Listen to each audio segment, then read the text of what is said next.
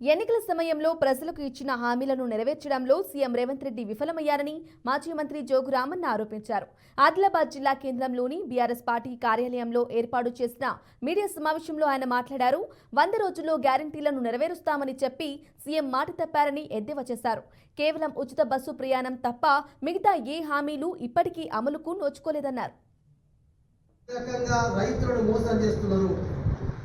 రైతు బంధు లేదు, దానికి కూడా 5 ఎకరాలు దానికి ఇంకా మార్గదర్శకాలు క్యాబినెట్ ఎన్నో లేదు.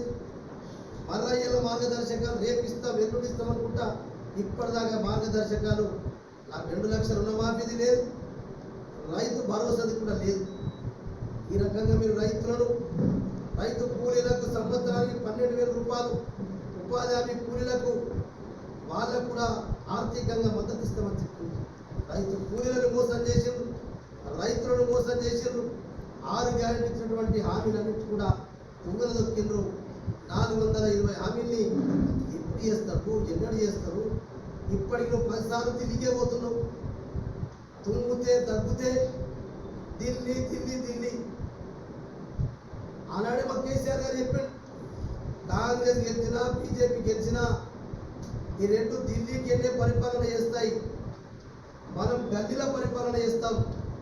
మనకు తెలంగాణ ప్రజలే బాసులు, మనకు సోనియాలో లేకుంటే మోదో అమిత్ షాలో మనకు బాసులు కాదు, మాకు తెలంగాణ ప్రజలే బాసులు అని చెప్పిండు.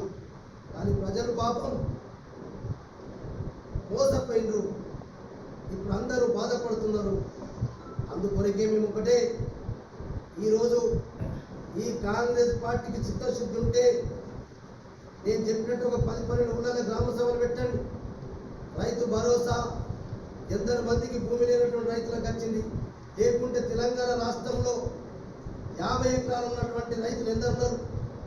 పెట్టండి, నోటీస్ పెట్టి చెప్పండి జిల్లాల వారిగా.